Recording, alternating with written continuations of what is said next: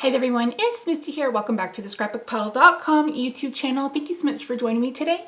So today I'm going to be making a card using a bunch of stuff that I picked up, of course, from ScrapbookPal. And we're going to be featuring this stamp from Altenew. This is the Blooming Tulips. This is a layering set. So I haven't actually played with one of these sets from them before, so I'm really excited to ink this up and play with inks rather than coloring today. If you're unfamiliar, and I don't know if this is every stamp set like this, but this comes with a whole packet.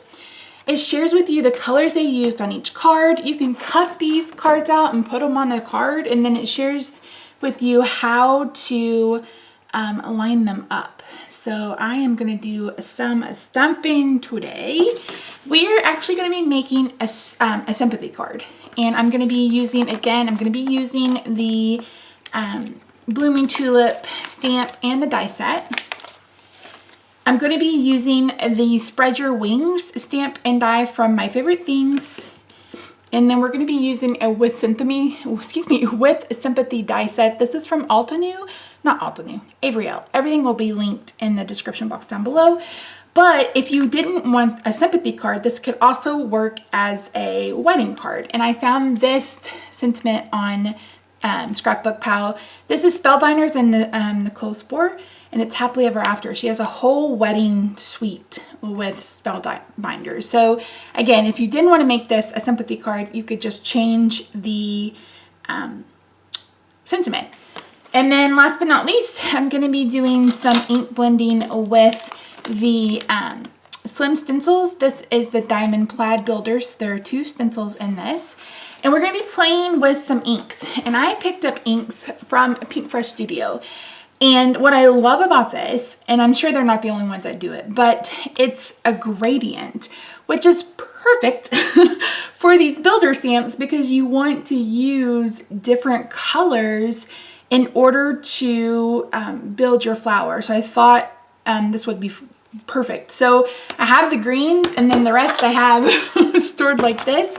I actually store my inks in ring holders. So I picked these up off Amazon. They fit in my Alex drawer, and they're just a jewelry holder, and it holds all of my Vecchi-Make inks. I have all of my mini distress inks in it, and now I'm gonna have these inks in as well. And you can stack up to 3, I think, in this drawer. So yeah, so we're gonna do pinks today. I haven't quite decided on the black background that I want, but I do know that it's not gonna be like a somber sympathy card. I think a lot of times we feel like we have to be, I mean, you want to be delicate, but at the same time, it's also a celebration of their life. Yes, it's a loss, and yes, it hurts to lose somebody, but we're also celebrating the life someone lived. So that's just my opinion. You don't have to agree with me if you don't want to, but yeah. So that's why we're making a more bright sympathy card, and that's why I said it'll work well for any other occasion that you want. So I'm going to turn it over to the voiceover, Misty, and we'll get started creating this card. So I'm going to start with the background, and I have cut a piece of white cardstock down to 3 1/4 by 8 1/4. And then this is the Wendy Vecchi and Ranger Make Art platform. It's magnetic, comes with these 4 big magnets. It's easy to clean. And I am using the Plaid stencil from Pinkfresh Studio. As always, everything will be linked in the description box down below. And I'm using the Island Oasis ink pads. I really enjoyed this ink, and I loved the look of this. I didn't want it to be completely solid everywhere, so that's why I kind of had it fade out. Okay, so this is a piece of vellum, and I am using the Eco Tools powder thing. I've linked the Ink-Wendy magic eraser pad or magic pad because I much prefer that than the Eco Tools one. Excuse me.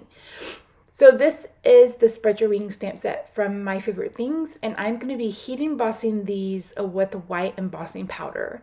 I just wanted something that would be soft but not take away from the background. So I'm starting with the solid leaf, and what I played around with this is why they looked a little used. I am swirling my ink pad on the the solid one, and it gives such an interesting texture to the background. So instead of just stamping like you normally would with the ink, I've swirled it, and I really love the look of it. So I end up stamping 3 of those, and then I bring in the next step. And unfortunately, I'm at the age where I have to bring it a little closer to my face. So I'm using the lightest ink, the lightest pink ink, the next darkest pink ink, and then finally the darkest pink ink. And this is the Fairy Dust ink pad set. And again, everything's linked down below. Once I've done that, I'm going to bring in my stem and my leaf. I do 2 stems and 2 leaves. I knew that I was going to have this kind of come off the bottom, and I didn't think that I would need 3 long stems, that I would be able to cut it, and that's exactly what happened. So again, I'm stamping with the ink. This is the second ink in that green set, and then I'm going over it with the darkest ink from that ink set. I really love the look of the stamp set. I'm definitely going to have to get some more of these Altenew builder stamps, the layering stamps. I just really think it turned out really pretty, and not a whole lot of effort either.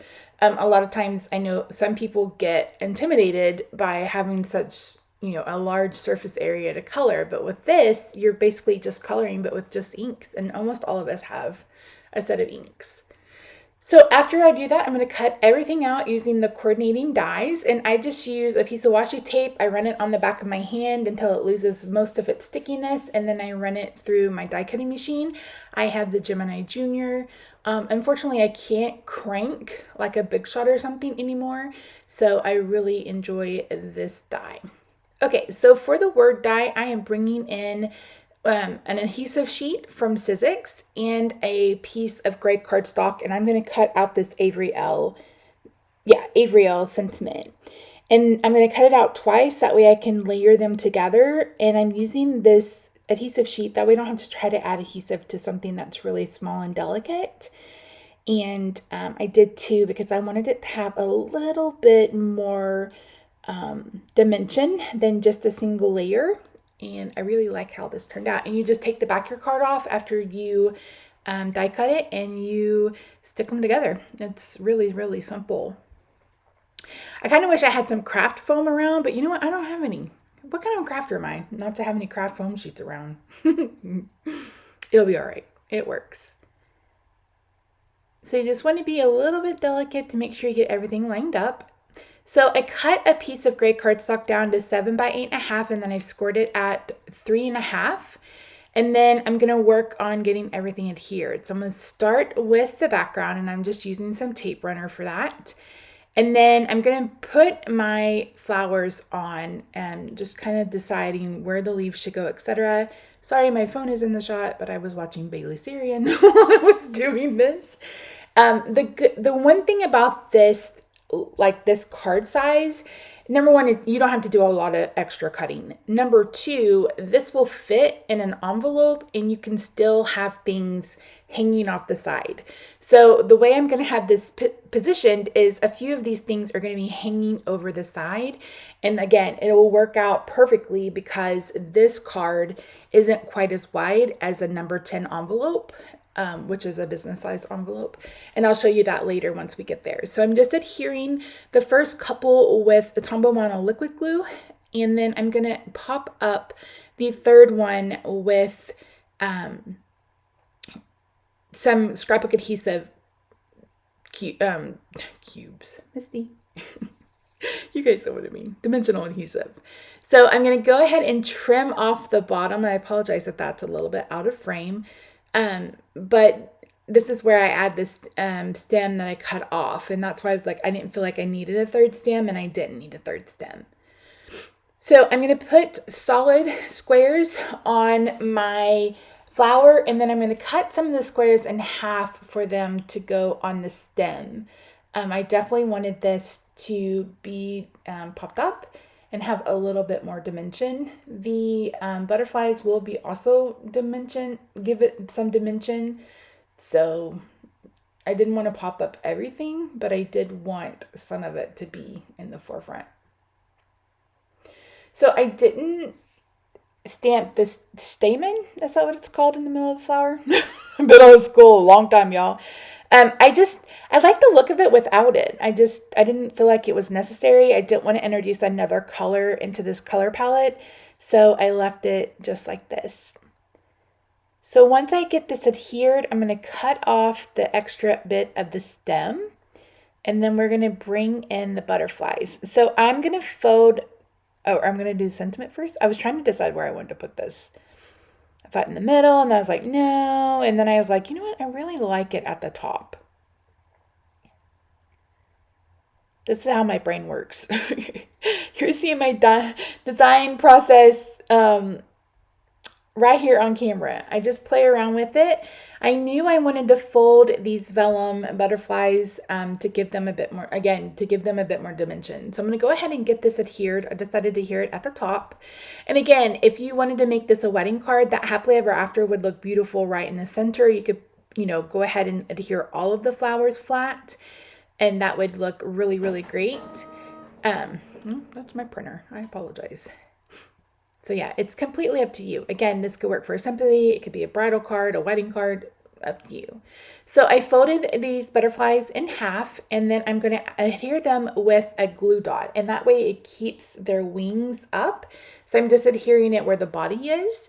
And that's going to be it for this card. And then I'm going to bring in an envelope to show you, even though the way you have some things hanging over, it's still going to fit. So you can make a card that's 4 by 9 that will fit in these envelopes. So that's it. Thank you so much for joining me today. I really do appreciate you. Don't forget, all the supplies are linked down below. Make sure you subscribe so you don't miss any of the videos here on ScrapbookPal.com. And I will see you in the next one. Bye for now.